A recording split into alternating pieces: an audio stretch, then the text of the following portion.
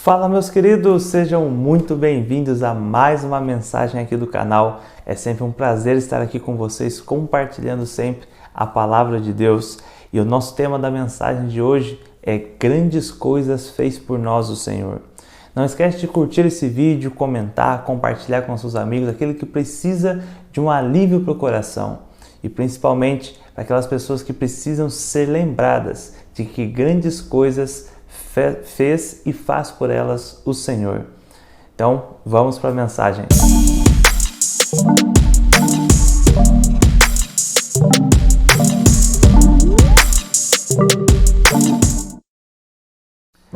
A mensagem de hoje, ela é uma mensagem de gratidão. Por muitas vezes na nossa vida nós começamos a nos acostumar a pedir tantas coisas para Deus e devemos pedir porque somos filho e filho pode pedir as coisas ao Pai, mas nós nos esquecemos muitas das vezes de agradecer aquilo que Deus já tem feito. Nós nos esquecemos às vezes de lembrarmos ou às vezes agradecemos sem tanta importância como da maneira que pedimos. E lembre-se que a gratidão também é algo essencial para você lembrar-se todos os dias daquilo que Deus já tem feito por você. E pode ser que muitas das vezes também a gente entra em situações e ficamos tão desesperados, com medo de que Deus não mova sua mão a nosso favor. E nós nos esquecemos que grandes coisas já tem feito por nós o Senhor. Eu quero ler com vocês o livro de Êxodo, capítulo 14, lá no verso 15, uma passagem bastante conhecida. Êxodo 14, verso 15 diz o seguinte: E disse o Senhor a Moisés: Por que clamas a mim? Dize aos filhos de Israel que marchem, e tu, levanta o teu bordão, estende a mão sobre o mar e divide-o, para que os filhos de Israel passem pelo meio do mar em seco. Eis que endurecerei o coração dos egípcios, para que vos sigam e entrem nele. Serei glorificado em Faraó e em todo o seu exército, nos seus carros e nos seus cavalos. E os egípcios saberão que eu sou o Senhor, quando for glorificado em Faraó, nos seus carros e nos seus cavalos. Então o anjo de Deus, que ia diante do exército de Israel, se retirou e passou para trás deles. Também a coluna de nuvem se retirou de diante deles e se pôs atrás deles. E ia entre o campo dos egípcios e o campo de Israel, a nuvem A nuvem era a escuridade para aqueles e para este esclarecia a noite, de maneira que em toda a noite este e aqueles não puderam aproximar-se. Então Moisés estendeu a mão sobre o mar, e o Senhor, por um forte vento oriental, que soprou toda aquela noite, fez retirar-se o mar, que se tornou terra seca, e as águas foram divididas. Os filhos de Israel entraram pelo meio do mar em seco, e as águas lhe foram qual muro à sua direita e à sua esquerda. Os egípcios que os perseguiam entraram atrás deles, todos os cavalos de Faraó, os seus carros e os seus cavalarianos, até no meio do mar. Na vigília da manhã, o Senhor, na coluna de fogo e de nuvem, viu o acampamento dos egípcios e alvorotou o acampamento dos egípcios. Emperrou-lhes as rodas dos carros e fê-los andar dificultosamente. Então disseram os egípcios: Fujamos da presença de Israel, porque o Senhor peleja por eles contra os egípcios. E disse o Senhor a Moisés: Estende a mão sobre o mar, para que as águas se voltem sobre os egípcios, sobre os carros e sobre os seus cavalarianos. Então Moisés estendeu a mão sobre o mar, e o mar, ao romper da manhã, retornou à sua força. E os egípcios, ao fugirem, foram de encontro a ele, e o Senhor derrubou os egípcios no meio do mar. Essa história é um pouco grande, mas eu quis ler ela em um contexto completo, para que você pudesse entender a dinâmica pela qual aconteceu cada uma das coisas. E uma das primeiras coisas que nós podemos extrair aqui desse verso é que existe tempo para todas as coisas. Existe tempo para você orar, existe tempo para você agir e existe tempo para você confiar. É interessante como o verso 15 começa com Deus dando uma instrução, dando uma repreensão a Moisés, dizendo para Moisés: Moisés, por que você está clamando a mim? Moisés, por que você está orando agora? Agora não é hora de orar. Eu já não te dei a palavra que eu daria libertação ao povo? Eu já não te dei a palavra de que verdadeiramente vocês seriam salvos? Por que você está clamando a mim? Esse trecho ele inicia com Deus chamando a atenção de Moisés. Às vezes nós já pedimos algo para Deus e continuamos pedindo incessantemente, quando na verdade o que nós precisamos agora é começar a agir como se já tivéssemos recebido aquilo que temos pedido. Então Deus começa o trecho falando para Moisés: Moisés, por que você está clamando? Dize aos filhos de Israel que marchem. Ou seja, diga que eles se movimentem, que eles continuem em direção ao milagre deles, porque algo vai acontecer para que o milagre deles aconteça. E logo na sequência, ele dá mais uma ordem: e tu, levanta o teu bordão, estende a mão sobre o mar e divide-o para que os filhos de Israel passem pelo meio do mar em seco. E aqui Deus está falando para Moisés: Moisés, agora não é hora de orar, agora é hora de duas coisas: mover-se e confiar. Entenda, depois que você faz uma oração, as suas orações são ouvidas por Deus. Todas as tuas orações são anotadas por Deus. E é por isso que nós temos o Espírito Santo. O Espírito Santo traduz as nossas orações para Deus, porque até mesmo para orar, muitas das vezes nós não sabemos como orar e pedimos coisas erradas para Deus. E é por isso que o Espírito Santo age como tradutor das nossas orações para Deus. E muitas das vezes, quando nós, em Tiago, capítulo 4, diz o seguinte: pedis e não recebeis porque pedis mal. Ou seja, nem para nós pedirmos as coisas a Deus nós sabemos. E é por isso que nós temos dois tempos: o tempo de orar e o tempo de agir e confiar. Então, quando você fizer uma oração, já se levante daquela oração com a certeza de que Deus te ouviu e de que Deus vai fazer as coisas por você. Você precisa confiar, você precisa acreditar e não apenas ficar orando. Oração sem ação não passa de uma conversa. O que realmente dá poder à oração é você caminhar em cima da palavra que Deus já te deu. É você confiar que Deus ouviu a tua oração e que Ele recebeu a tua oração e que você já vai estar saindo em direção àquela palavra. Eu ouvi uma história esses dias de uma pastora comentando que havia uma moça em que ela ia para a igreja todos os dias da semana que tinha o culto, e ela sempre deixava uma Bíblia no banco do lado dela. E um dia essa pastora estava pregando nessa igreja, e ela, terminando o culto, essa moça chegou para ela e falou assim: pastora, eu queria muito que você fosse em casa jantar junto comigo. E a pastora, meio sem jeito, falou: tudo bem, eu vou sim jantar com você. Ela falou assim: só vou pegar a Bíblia do meu marido e a gente já vai. Ela falou: tá bom. E ela foi e voltou com a Bíblia e falou: mas e o seu marido? Ela falou assim: não, eu só vim pegar a Bíblia dele, só a gente já vai embora. E quando essa pastora chegou na casa dela, ela falou assim: pastor, o meu marido não sai de casa fazem 3 anos. Ele está com uma depressão profunda e ele fica no quarto o tempo inteiro. E a pastora, curiosa, perguntou para ela: mas se o seu marido não sai do quarto, por que você leva a Bíblia dele para o culto e deixa do seu lado na igreja todas as vezes que você vai? E ela falou: é porque eu tenho certeza de que muito em breve ele vai estar lá do meu lado louvando a Deus. Isso é viver em cima da palavra que Deus já te entregou. Isso é confiar, acreditar sem duvidar de que aquilo que você orou, Deus já ouviu e Deus vai realizar na tua vida. Daniel, mas as dificuldades são muito grandes, é preciso de um milagre, é por isso que você recorre a Deus, porque Deus é o Deus das coisas impossíveis. E quando você está diante da impossibilidade, é aí que Deus tem espaço para agir. Mas enquanto é possível que você faça, você sempre vai estar buscando o reconhecimento por aquilo que você faz. E entenda, Deus não divide a glória dele com ninguém.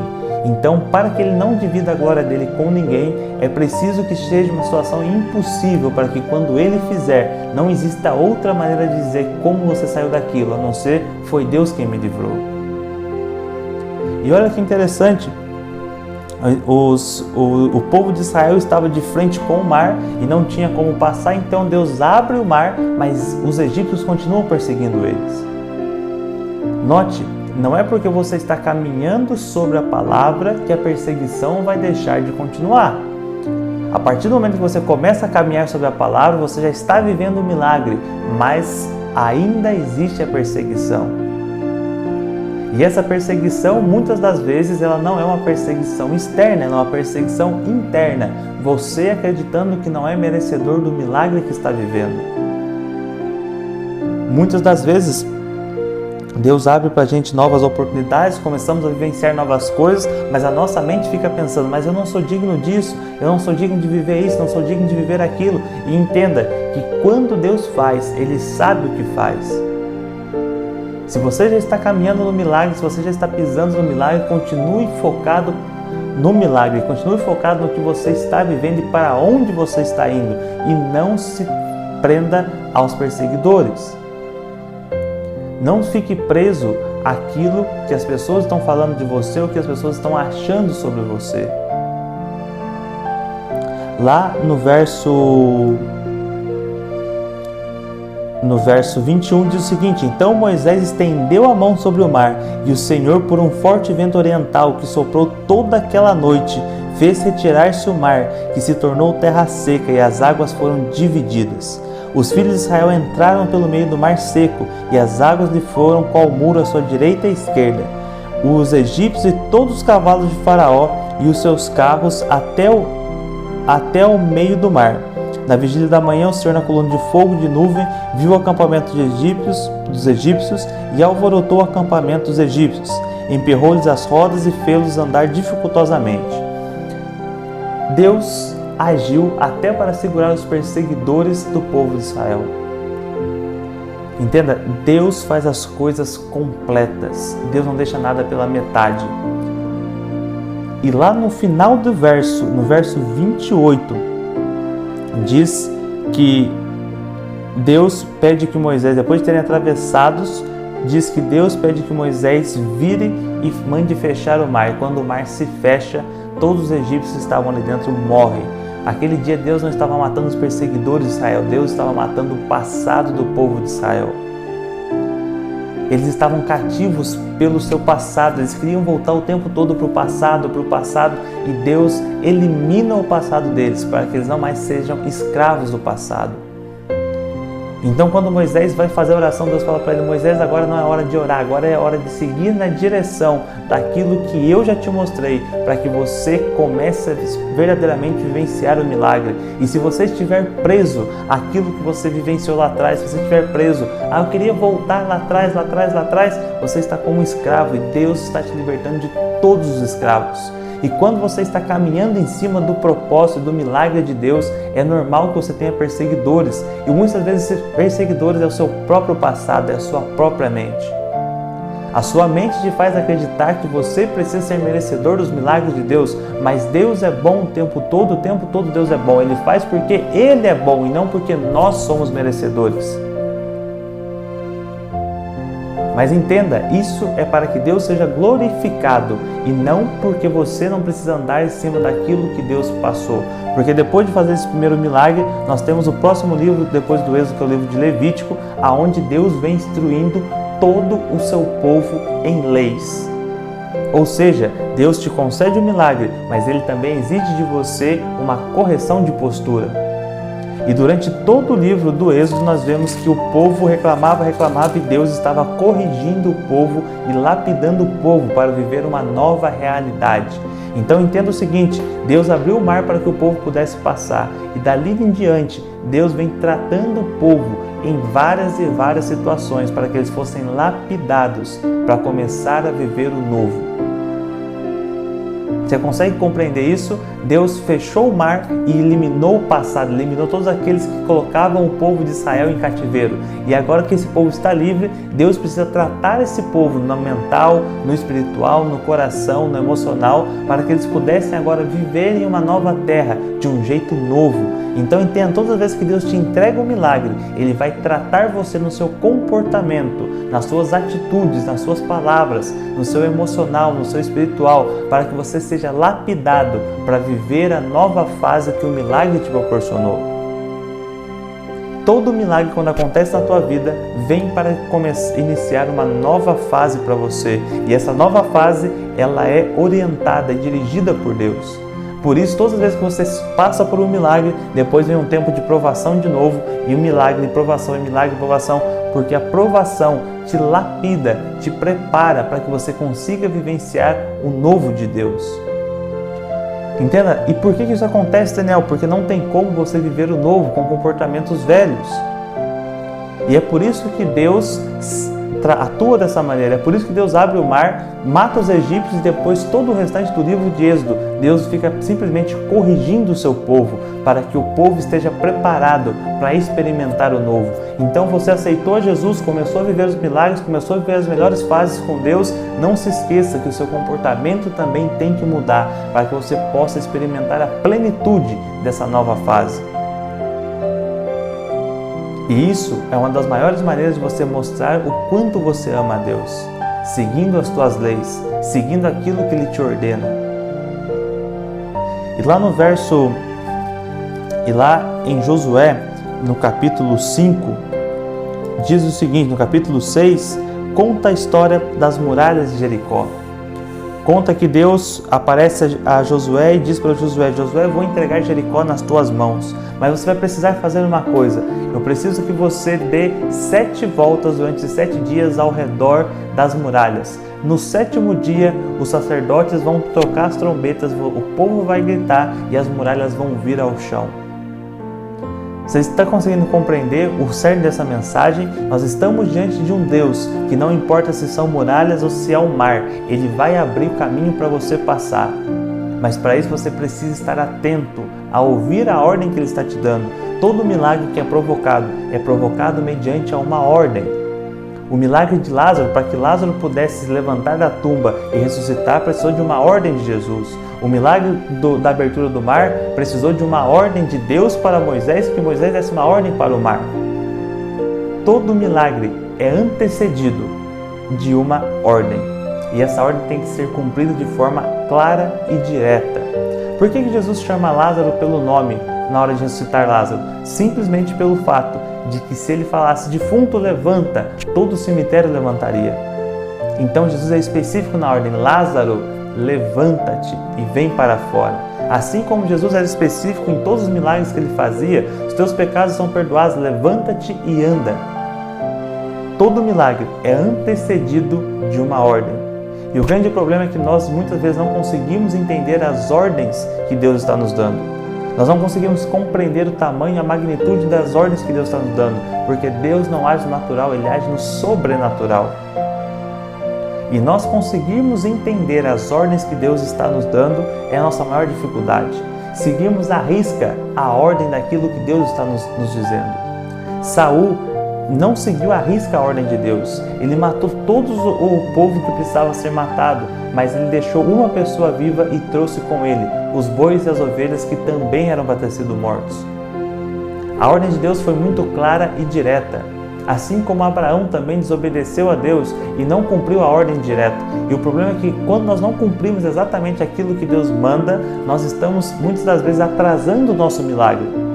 Era para que Abraão pudesse enxergar a terra prometida muito antes, mas ele estava na companhia de Ló. E somente quando Ló se aparta de Abraão é que ele consegue ver que ele já estava pisando na promessa de Deus.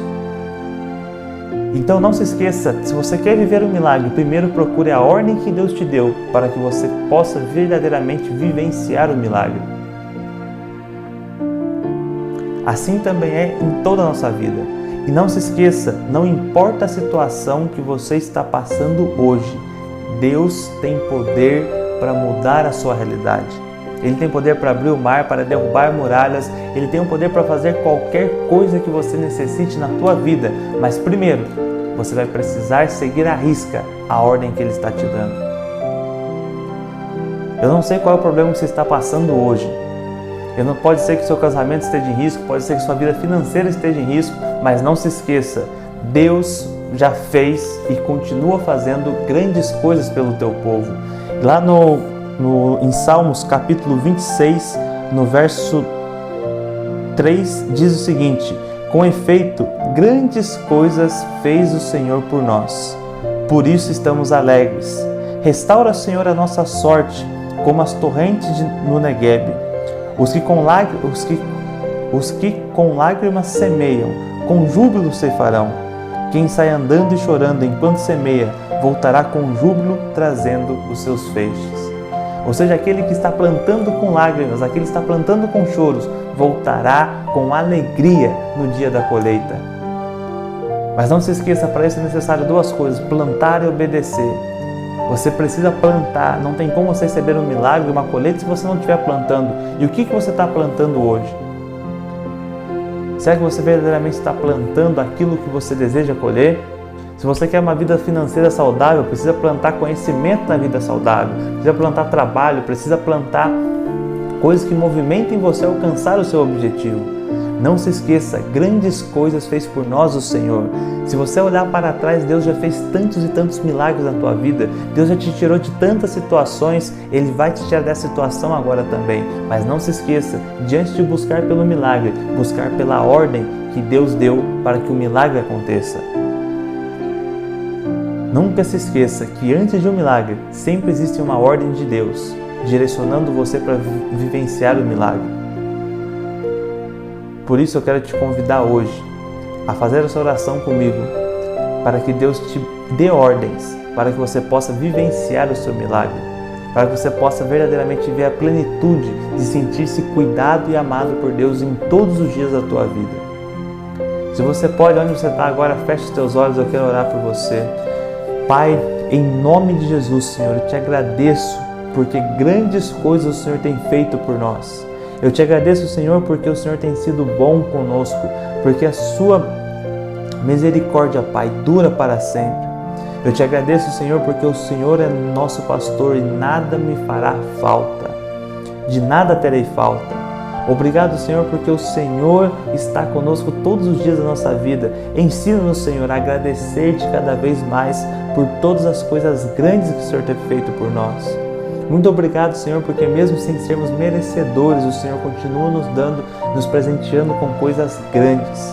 E agora, Pai, em nome de Jesus, eu oro a Ti, Senhor, apresentando esse Teu Filho que está ouvindo essa mensagem agora, que o Senhor possa dar sobre ele ordens para que ele vivencie verdadeiramente o mais profundo do milagre dele, Pai. Que aquela necessidade que ele tanto está passando, Pai, que seja suprida pela Tua mão poderosa. Senhor, em nome de Jesus eu oro para que esse Teu Filho encontre e ouça a Tua voz, para que ele possa, Pai, saber o momento do Teu chamado, que ele possa reconhecer quando o Senhor estiver chamando ele para viver o novo, Pai. Que nós possamos abrir mão, Senhor, de tudo aquilo que tem nos impedido de viver o milagre que o Senhor tem. Que nós possamos ter a coragem de marchar, a coragem de gritar para vermos o mar abrir e as muralhas caírem. Pai, retira toda a muralha que tem atrapalhado. Abre o mar, Senhor, para essa pessoa que está precisando da Tua bênção, que ela possa passar em terra seca e que o passado dela, que tudo aquilo que tinha feito ela prisioneira até agora, Senhor, que caia por terra em nome de Jesus e que o Teu nome seja glorificado através daquilo que ela está vivendo hoje, Pai. Isso é que eu te peço, Senhor, já te agradeço em nome de Jesus. Amém. Meus queridos, Deus abençoe vocês. Até semana que vem com mais uma mensagem e até amanhã com as chaves da sabedoria. Deus abençoe e te dê uma excelente semana e o Senhor te dê paz, saúde, prosperidade e sabedoria em tudo que você fizer. Em nome de Jesus. Amém.